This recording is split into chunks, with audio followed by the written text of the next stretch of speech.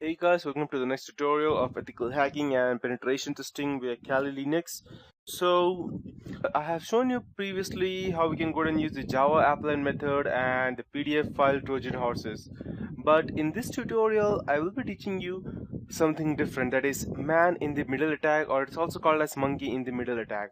So what you to be more precise, in short, what you're doing is that there are two computers and you are sitting in between their connection, and whatever passes in between them you are sniffing, modifying, changing, or poisoning all of these cache memories, or not only cache memories, also the active bits that are being transferred. So that's how it works, but there are different ways as to how we can go ahead and do that. And this is a simple way as to how we can go ahead and do that. This is the server, this is the client. The client tries to access the server, but you are sitting in between, and most of the time this happens in public Wi-Fi hotspots. So let's say, for example, this is a McDonald's and this is you are trying to use the open server of McDonald's, that is the Wi-Fi hotspot that they have, which is most of the time open, and this is the attacker, that is me sitting over here. So when you try to go ahead and log in on the McDonald's Wi-Fi hotspot, you are sending the information, but the information is not directly going over there. It's being transmitted to me, and then I can go ahead and redirect it with where I want, or I can go ahead and poison it and send something else to the server. And then if the server sends something, I can go ahead and modify that again and send it back to you. So I'm just sitting in between, and I am going ahead and doing all the changes that I need. But there are different ways of attacks, and there are multiple types of attacks which we can do, because when you go and try to connect to your client, there are multiple things happening in the background, like gathering DNS information or the ARPs and multiple other things. So these are the different types of attacks that are there in man in the middle attack. That is local area network. That means it's just on. It's not on the internet. It's just between inside the company. It can be like, you can say, as the intranet, for example. So these are different types of attack, that is ARP poisoning, DNS spoofing, STP mangling, and port stealing. And then we have through a gateway from local machine to a remote machine. They're doing the same thing again: ARP poisoning, DNS spoofing, DHCP spoofing, ICMP redirection, IRDP spoofing, and route mangling. And finally, once we have the remote access, we can again go and do DNS poisoning, traffic tunneling, and route mangling finally. So I would be teaching you some of these stuffs today, and I'll let you know how exactly these works. So we will start today with ARP poisoning, and I'll tell you how this works exactly. This is how an ARP poisoning works. The user is connected to the client and you are in between, so you know what's happening exactly between the user and the server, and the actual data that you pass is never reaches the server. It goes through you and then it reaches server, and whatever the server reply, and you know what exactly is happening. So whatever you are trying to send, the attacker can go ahead and modify and send something else, and send something else back to you. So for example, if you go and try to access youtube.com, the attacker will go ahead and redirect that traffic to, let's say, for example, any random website, let's say wonderhowto.com or google.com, for example. So it doesn't matter how much time you go and try to visit Google, it will still redirect you to google.com, because it is the attacker what is happening. Or if it's trying to access facebook.com, it doesn't matter even if it's through HTTPS website, the person can still go ahead and gain access through that by going ahead and stripping off the SSL from your, that is the security from your 128-bit encrypt. So that's how it works. So let's start with what ARP poisoning is and ARP spoofing is exactly. So you may not be knowing what ARP spoofing is exactly, so I'll just go ahead and define that for you in simple terms. The full form of ARP is Address Resolution Protocol, and ARP protocol is something different, and let me tell you that there are two different things. If you go and search on web, that is ARP poisoning and ARP spoofing.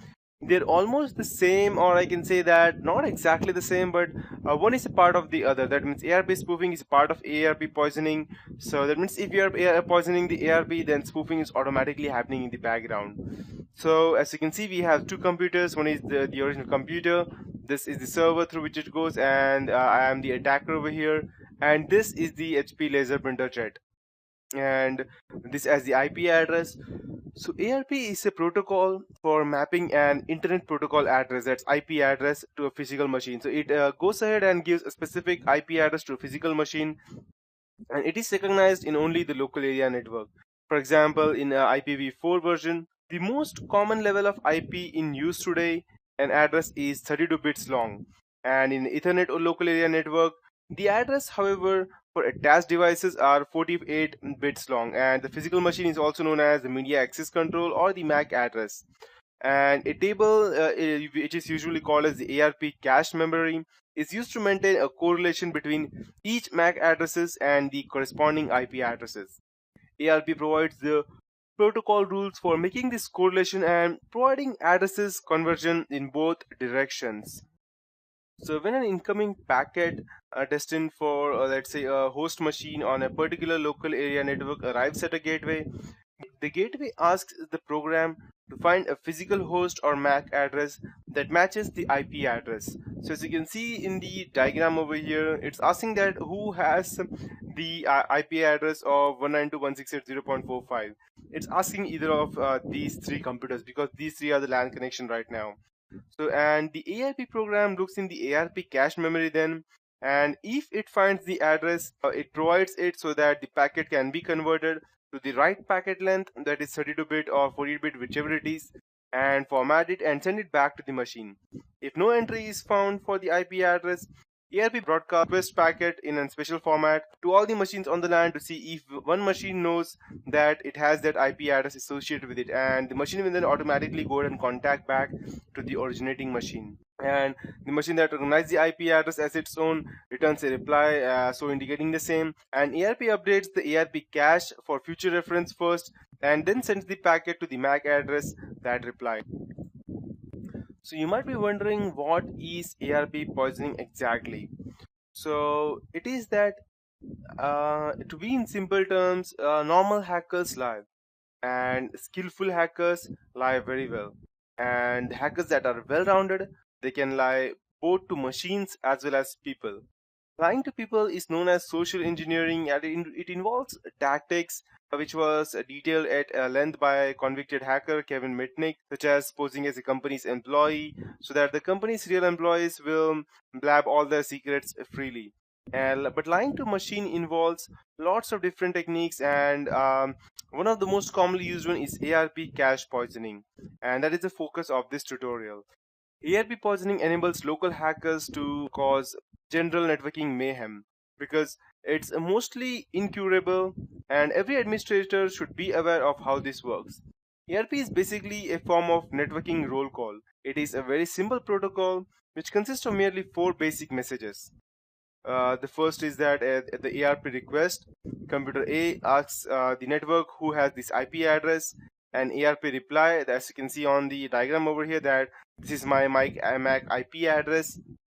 And then a reverse request by ARP, that is RARP, that is called as, and it is the same concept as the ARP request, but over here the computer A, that is the Jessica's computer over here, it replies who has this MAC address after they have the IP address, and then the computer HP LaserJet printer replies that it has the MAC address. So first it checks the IP address, then it checks the MAC address.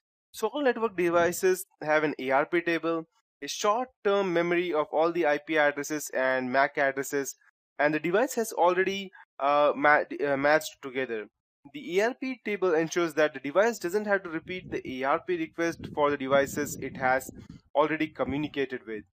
So here's an example. I'll go ahead and teach you of a normal ARP communication about the Jessica and the HP LaserJet printer, which I will be teaching you today. So, but that is it for this tutorial, guys. Which I was about to tell you as to how ARP works. In the next tutorial, I'll be teaching you in detail as to how this works exactly, along with an example. And later on, we would be trying that, and after that, we will go ahead and inject our main viruses inside our software payload, for which we would obviously be needing the ITERCAP, which is again takes back to the MITM, that is man in the middle attack. So that is it for this tutorial.